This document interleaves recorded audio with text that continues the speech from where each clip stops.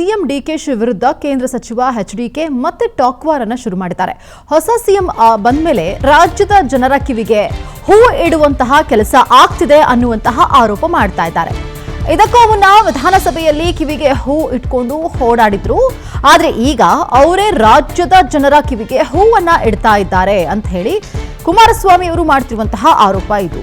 ಮಾಧ್ಯಮದವರಿಗೆ ಅನುಮತಿ ನೀಡದೆ ಪ್ರಗತಿ ಪರಿಶೀಲನೆ ಸಭೆಯನ್ನ ನಡೆಸ್ತಾ ಇದ್ದಾರೆ ಯಾಕೆ ಅನ್ನುವಂತಹ ಪ್ರಶ್ನೆ ಮಾಡ್ತಾ ಇದ್ದಾರೆ. ಕಲಬುರಗಿಯ ಯಾವುದಾದ್ರೂ ಒಂದು ಹಳ್ಳಿಗೆ ಭೇಟಿಯನ್ನ ನೀಡಿ ಸಮಸ್ಯೆಯನ್ನ ಅಲ್ಲಿರುವಂತಹ ಸಮಸ್ಯೆಗಳ ಬಗ್ಗೆ ಆಲಿಸಿದ್ದಾರಾ ಅನ್ನುವಂತಹ ಪ್ರಶ್ನೆಯನ್ನ ಹಾಕಿದ್ದಾರೆ. ಬೆಂಗಳೂರಿನಲ್ಲಿ ಸುದ್ದಿಗೋಷ್ಠಿಯನ್ನ ನಡೆಸಿ ಕೇಂದ್ರ ಸಚಿವ ಕುಮಾರಸ್ವಾಮಿ ಅವರು ವಾಗ್ದಾಳಿಯನ್ನ ನಡೆಸಿದರು.